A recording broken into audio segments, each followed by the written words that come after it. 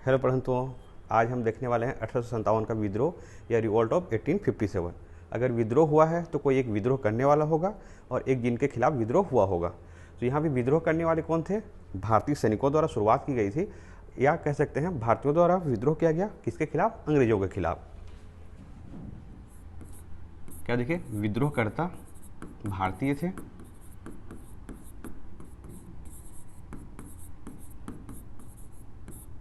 और किसके खिलाफ किया गया था? तो याद रखना, अंग्रेजों के खिलाफ। और अंग्रेज आए कहाँ से थे? इंग्लैंड से। तो थोड़ा अंग्रेजों का भारत में आगमन को थोड़ा सा देख लेते हैं। सन 1599 में मर्चेंट एडवेंचर नाम की एक व्यापारिक कंपनी का निर्माण होता है। किस नाम का? Merchant adventure. क्या है? एक व्यापारिक कंपनी। इसकी स्थापना कहाँ होती है? याद रखना, इंग्लैंड में। और इस समय इंग्लैंड की जो महारानी रहती हैं वो रहती हैं एलिजाबेथ। ठीक। क्या देखें, 1599 में मर्चेंट एडवेंचर नाम की एक व्यापारिक कंपनी की स्थापना होती है इंग्लैंड में महारानी एलिजाबेथ के समय। और इस मर्चेंट एडवेंचर नाम की जो कंपनी है इसको 15 वर्ष तक पूर्व में व्यापार करने की अनुमति मिलती है। ठीक। क्या देखें, 15 वर्ष तक व्यापार करने की अनुमति मिलती है। यही जो कंपनी है मर्चेंट एडवेंचर, यही बाद में जाके बन जाता है ईस्ट इंडिया कंपनी। ठीक। ईस्ट इंडिया कंपनी भारत में व्यापार करने आती है और सन 1757 में एक युद्ध लड़ते हैं, ये प्लासी का युद्ध। इस युद्ध से इनका शासन हो जाता है बंगाल पर। ठीक। अंग्रेजों कहाँ पे शासन होता है? अपने बंगाल पर। और बक्सर के युद्ध से भारत की सत्ता अंग्रेजों के हाथ में आ जाती है। क्या देखें, 1757 में प्लासी का युद्ध है जिससे बंगाल की सत्ता उनके हाथ में आ जाती है। फिर 1764 में बक्सर का युद्ध है। और 1764 का जो बक्सर का युद्ध है, ये भारत में भविष्य में सत्ता किसके हाथ में होगी इसका निर्धारण करती है। और सत्ता किसके हाथ में आ जाती है? भारत की सत्ता अंग्रेजों के। और ये जो अंग्रेज हैं अभी किस नाम से भारत में व्यापार कर रहे हैं? तो ईस्ट इंडिया कंपनी, एक व्यापारिक कंपनी भारत में आके सत्ता पर अपना नियंत्रण स्थापित कर लेती है। और कब कर लेती है? 1764 में। फिर 1764 से लेकर 1857 तक इनकी ऐसी क्या नीतियाँ रही या इनका क्या निर्णय था या भारतीयों के प्रति इनका शोषण की नीति क्या थी कि जिसके कारण से 1857 में एक विद्रोह उत्पन्न हो जाता है। तो इन सारी चीज़ों को अभी देख लेते हैं। तो आज हम देखने वाले हैं 1857 का विद्रोह। तो 1857 के विद्रोह को पढ़ने के पहले देख लेते हैं इसमें हम क्या क्या पढ़ने वाले हैं। पहले हम देखेंगे घटनाक्रम, अर्थात 1857 का विद्रोह जो है ये कब क्या हुआ है ना, या महत्वपूर्ण डेट क्या थी, इसको देखेंगे हम घटनाक्रम के रूप में। फिर देखेंगे इसका कारण क्या था। जैसे कि क्या देखें, 100 साल तक अंग्रेज भारत में शासन करते हैं और ऐसा क्या कारण हुआ कि अचानक एक विद्रोह उत्पन्न हो गया, उसको देखेंगे इसके कारण के रूप में। फिर देखेंगे इसका विस्तार, अर्थात ये किन किन क्षेत्रों में ये जो विद्रोह है इसका फैलाव हुआ था या किन किन क्षेत्रों तक इसका विस्तार हुआ था, इसको देखेंगे इसके विस्तार में। ये जो विद्रोह है इसका परिणाम तो असफल रहा, आपको भी पता होगा। जैसे कि अगर ये विद्रोह अगर सफल हो जाता तो अंग्रेजों को यहाँ से जाना पड़ता, तो ये 1947 तक ये भारत में शासन कर पाते क्या? नहीं। अगर ये 1947 तक शासन किए हैं तो ये विद्रोह कहीं ना कहीं असफल हुआ होगा। तो देख लेंगे इसके असफलता के कारण।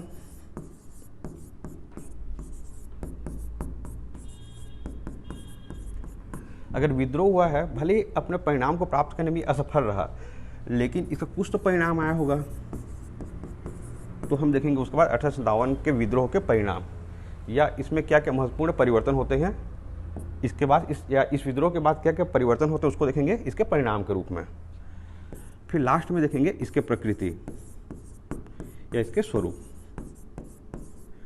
एक प्रकार से हम इसके नेचर को भी कह सकते हैं कि ये सैन्य विद्रोह था या आम जनता का विद्रोह था या ये किस प्रकार का विद्रोह था, इसको किस में देखेंगे हम? इसके प्रकृति या स्वरूप में।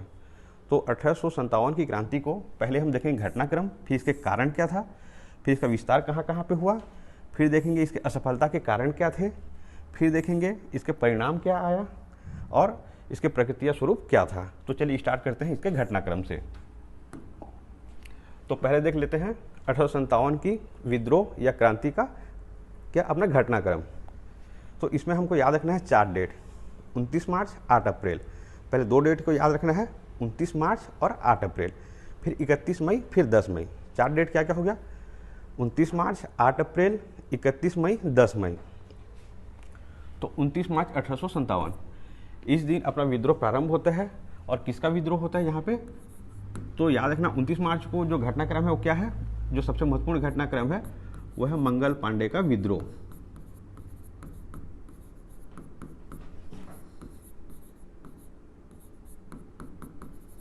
ठीक, मंगल पांडे का विद्रोह कब होता है, तो याद रखना 29 मार्च 1857 को। क्या कारण था उसको आगे देखेंगे हम इसके कारण में, लेकिन बस अभी याद रखना पहला घटनाक्रम क्या है हमारा 1857 के विद्रोह का पहला घटनाक्रम क्या है, मंगल पांडे का विद्रोह। कब, 29 मार्च 1857 को। फिर 8 अप्रैल को मंगल पांडे को फांसी।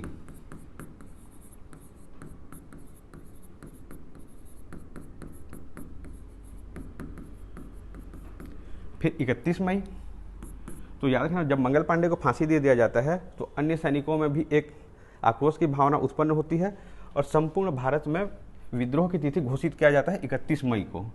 31 मई क्या है, संपूर्ण विद्रोह की तिथि।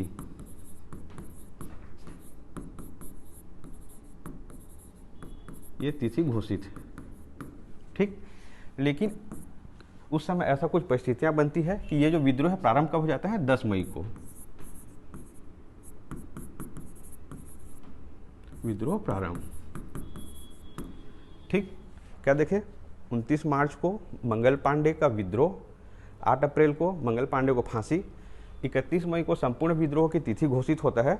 लेकिन ये जो विद्रोह है अपने समय से पूर्व कब प्रारंभ हो जाता है, 10 मई को। ये 4 डेट याद रखना है। अब देख लेते हैं 1857 का जो विद्रोह है इसका कारण क्या था। तो इसके बहुत सारे कारण हैं, लेकिन अभी हम देख लेते हैं राजनीतिक कारण, सामाजिक या धार्मिक कारण, फिर सैन्य कारण और तात्कालिक कारण। जब हम इसको मेंस में पढ़ेंगे तो थोड़ा सा और डिटेल में पढ़ेंगे, अभी थोड़ा सा फैक्ट के बेस पे देख लेते हैं। तो सबसे पहला राजनीतिक कारण। राजनीतिक कारण क्या हो सकती है, वो अंग्रेजों की वो सारी नीतियाँ जो भारत की राजनीति को प्रभावित करे, वो क्या होंगी, हमारी राजनीतिक कारण। जो समाज को या धर्म को प्रभावित करे, सामाजिक या धार्मिक कारण। जो सैनिकों को प्रभावित करे वो हमारा सैन्य कारण होगा। और तात्कालिक कारण, उस समय की अचानक क्या परिस्थिति थी जिसके कारण से विद्रोह उत्पन्न हुआ। असंतोष या आक्रोश तो अंग्रेजों के प्रति सन 1864 से ही था, लेकिन ऐसा तात्कालिक क्या कारण हुआ जिसके कारण विद्रोह भड़क उठा, उसको हम देखेंगे तात्कालिक कारण में। तो पहला देख लेते हैं राजनीतिक कारण। तो इसमें याद रखना सबसे पहले वेलेजली की सहायक संधि।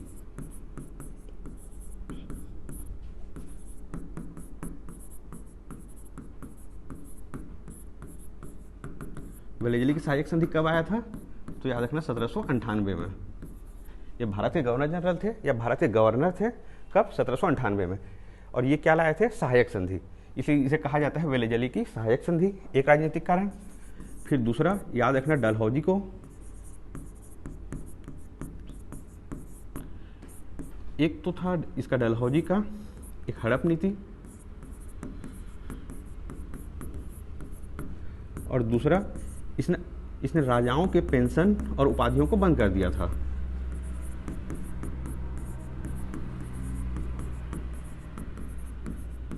पेंशन व उपाधियों का अंत, ठीक। राजनीतिक कारण में 2 गवर्नर जनरल को देखें, एक वेलेजली और एक डलहौजी। वेलेजली का क्या था, सहायक संधि। कब लाया था ये, 1798 में। फिर देखिए डलहौजी की हड़प नीति, ये कब आया था, सन 1848 में। एक और काम क्या किया था डलहौजी, राजाओं के पेंशन और उपाधियों का अंत कर दिया था। आप खुद सोचिए, एक राजा जिसको पहले से पेंशन मिलता रहा होगा, उसको अचानक से बंद कर देंगे तो उसके मन में तो आक्रोश उत्पन्न होगा ना भाई। इसी कारण ये जो राजा लोग भी हैं, बाद में ये सैनिकों द्वारा प्रारंभ किया जाता है, लेकिन बाद में कुछ राजाओं द्वारा भी इस विद्रोह को अपना समर्थन दिया जाता है। ये हो गया हमारा राजनीतिक कारण। अब देख लेते हैं हम सामाजिक या धार्मिक कारण। अब समाज है, या जैसे हम कह सकते हैं अगर किसी चीज़ में सामाजिक चीज़ है तो उसमें क्या होगी, या एक समाज में क्या होती है, प्रथा। ठीक, समाज की नीतियाँ या जो हमारा रीति है वो किससे जुड़ी है, प्रथा से। तो अंग्रेजों द्वारा कुछ प्रथाओं को बंद कर दिया जाता है, जिससे कारण भारतीय जो जनता है उनको लगता है कि अंग्रेज हमारे राजनीतिक जीवन में हस्तक्षेप कर रहे हैं और सामाजिक जीवन में। तो देख लेते हैं वो कौन सी प्रथाएं थी जिनको अंग्रेजों द्वारा बंद कर दिया गया था। तो पहला याद रखना, एक सती प्रथा, या लिख सकते हैं प्रथा का अंत। तो एक था सती प्रथा, एक था दास प्रथा, और एक था नरबली प्रथा।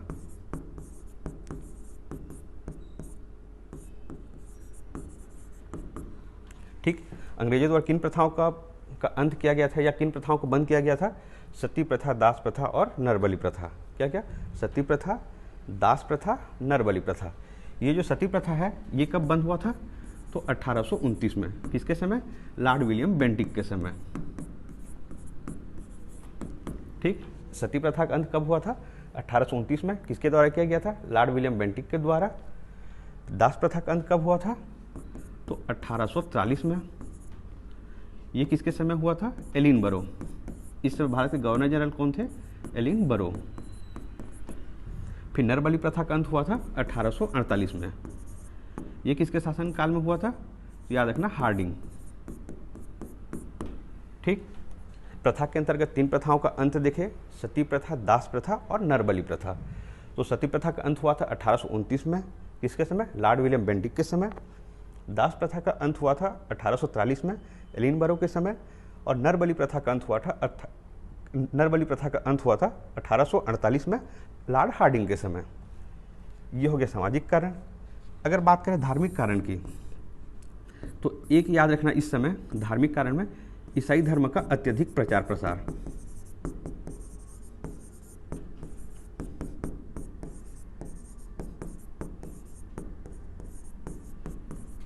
ठीक, एक और कारण याद रखना, general enlistment act.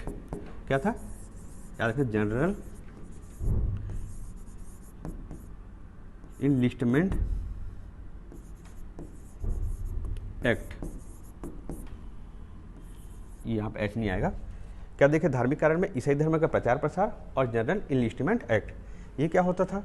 General enlistment act के द्वारा सैनिकों को पहले से साइन करा लिया जाता था कि ये नियम या शर्तें होंगी कि अगर कभी अंग्रेजों को ज़रूरत पड़े तो भारत के बाहर भी अपनी सेवाएं देनी होगी। और उस समय माना जाता था कि अगर सैनिकों को लगता था, या हिंदू धर्म के सैनिकों को लगता था कि अगर समुद्र पार करके किसी दूसरे देश में जाते हैं तो हमारा धर्म भ्रष्ट हो जाएगा। इस एक्ट के कारण भी तात्कालिक जो सैनिक थे उनके मन में आक्रोश था अंग्रेजों के प्रति, या असंतोष था। तो धार्मिक कारण में क्या देखे?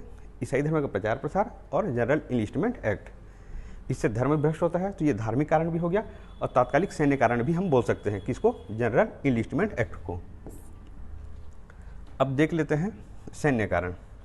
तो सैन्य कारण में एक क्या हो गया? जनरल इनलिस्टमेंट एक्ट, कि समुद्र पार करके सेवाएं देनी है, तो जिससे धर्म भ्रष्ट होता था।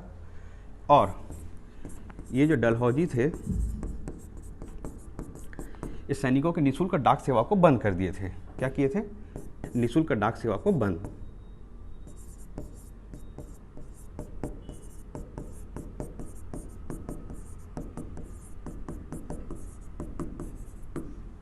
ठीक, क्या क्या देखे? सैन्य कारण में जनरल इनलिस्टमेंट एक्ट को देखे और डलहौजी द्वारा निःशुल्क डाक सेवा को बंद कर देना। फिर अब देख लेते हैं तात्कालिक कारण। अब क्या देखते हैं? तात्कालिक कारण।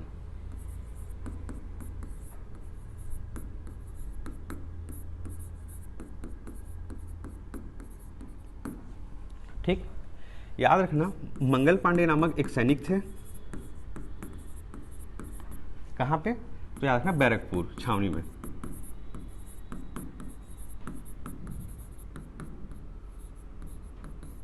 ठीक, और ये बैरकपुर कहाँ पे है? अपना पश्चिम बंगाल या वेस्ट बंगाल में। मंगल पांडे द्वारा एक जो सैनिक हैं, ये किस रेजिमेंट के थे? ये 34वीं रेजिमेंट। ठीक, एग्जाम में आया हुआ क्वेश्चन है कि मंगल पांडे का संबंध किस रेजिमेंट से है? तो याद रखना, 34 नेटिव इन्फेंट्री या 34वीं रेजिमेंट। तो मंगल पांडे बैरकपुर छावनी का एक सैनिक है। और उस समय एक बंदूक का ये अंग्रेजों द्वारा भारतीय सैनिकों को दिया जाता था, ब्राउन बेस। ठीक, बंदूक का नाम क्या है? Brown base. इसके जगह पर एक नया बंदूक लाए, उसका नाम था इनफील्ड राइफल।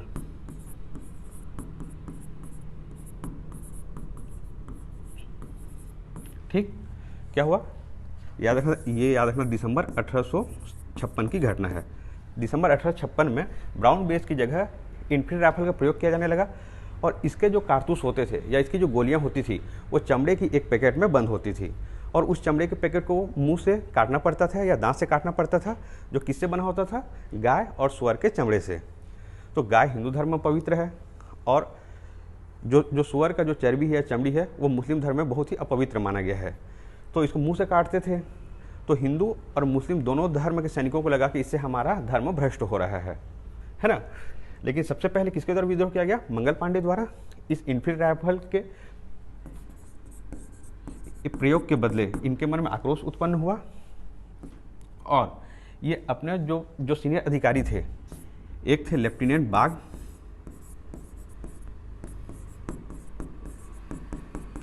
और एक थे मेजर सार्जेंट। ठीक, भारतीय सैनिकों में तो आक्रोश था, लेकिन मंगल पांडे द्वारा लेफ्टिनेंट बाग और मेजर सार्जेंट की हत्या कर दी जाती है। इनकी हत्या कर दी जाती है कब, 29 मार्च 1857 को। देखिए, तो मंगल पांडे का विद्रोह कब हुआ था, 29 मार्च 1857 को। ये विद्रोह करते हैं कहाँ, बैरकपुर छावनी में, और अपने सीनियर अधिकारी लेफ्टिनेंट बाग, मेजर सार्जेंट की हत्या कर देते हैं, जिसके परिणाम स्वरूप 8 अप्रैल को मंगल पांडे को फांसी दे दिया जाता है। ठीक, तो फिर क्या देखे थे, 31 मई को संपूर्ण देश में विद्रोह की तिथि घोषित किए थे, लेकिन वो अचानक कब प्रारंभ हो जाता है, 10 मई को। तो अब देख लेते हैं इस विद्रोह के विस्तार को। ठीक, ये है अपना वेस्ट बंगाल, यहाँ पे है बैरकपुर, यहाँ पे है मेरठ। तो मेरठ के सैनिकों द्वारा 10 मई को विद्रोह प्रारंभ कर दिया जाता है। किसके द्वारा, अपना मेरठ के सैनिकों द्वारा। कब किया जाता है, 10 मई को विद्रोह प्रारंभ कर दिया जाता है, और ये 11 मई को यहाँ पे अपना ये दिल्ली, ये 11 मई को दिल्ली पर अधिकार कर लेते हैं, और संपूर्ण दिल्ली के लाल किला पर अधिकार करते हैं। और लाल किला में उस समय कौन रहता है, मुगल बादशाह बहादुर शाह जफर, और इस विद्रोह के नेता घोषित कर देते हैं मुगल बादशाह बहादुर शाह जफर को। यह है मेरठ। इनका विद्रोह कब हुआ, इनका विद्रोह हुआ 10 मई को। ये 11 मई को दिल्ली पे अधिकार कर लेते हैं, याद रखना, 11 मई पर ये अधिकार कर लेते हैं दिल्ली पे, और विद्रोह के नेता घोषित कर देते हैं बहादुर शाह जफर को। अब ये धीरे धीरे भारत के अन्य क्षेत्रों में इसका विस्तार होता है, उसको अब देख लेते हैं विद्रोह के विस्तार के रूप में। ये हो गया मेरठ से दिल्ली, फिर यहाँ पे है लखनऊ, यहाँ पे है कानपुर, यहाँ पे है फैजाबाद। यूपी में 3 जगह और देखेंगे विद्रोह का विस्तार में, लखनऊ, कानपुर, फैजाबाद। फिर याद रखना इलाहाबाद, और याद रखना झांसी, ये वाला भाग गया झांसी, ये हो गया ग्वालियर। ठीक, यहाँ पे है जगदीशपुर, अपना अवध क्षेत्र, बिहार का अवध क्षेत्र, या जगह का नाम क्या है पर्टिकुलर, जगदीशपुर। फिर यहाँ देखेंगे कश्मीर में विद्रोह, और एक देखेंगे असम में विद्रोह, ये हो गया अपना असम। ठीक है, विद्रोह का विस्तार कहाँ पे हुआ था, लगभग उत्तर भारत में। किस किस जगह पे, लखनऊ, कानपुर, फैजाबाद, इलाहाबाद, अपना झांसी, ग्वालियर, जगदीशपुर, बैरकपुर। इसमें अब हम देखेंगे विद्रोह का स्थान, फिर विद्रोहकर्ता कौन थे, और किस अंग्रेज अधिकारी द्वारा इसका दमन किया गया था। तो सबसे पहले दिल्ली में, तो दिल्ली में विद्रोह के नेता कौन थे, बहादुर शाह जफर।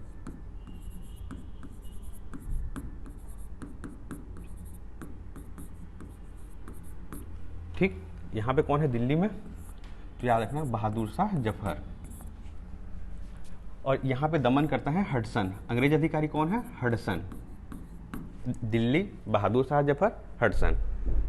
विद्रोह के नेता कौन है, बहादुर शाह जफर, जो कौन है, मुगल बादशाह। फिर इसके बाद देखें लखनऊ, तो लखनऊ में विद्रोह किया जाता है बेगम हजरत महल द्वारा। लखनऊ को नवाबों का शहर कहा जाता है, लेकिन यहाँ भी विद्रोह कौन करती है, बेगम हजरत महल।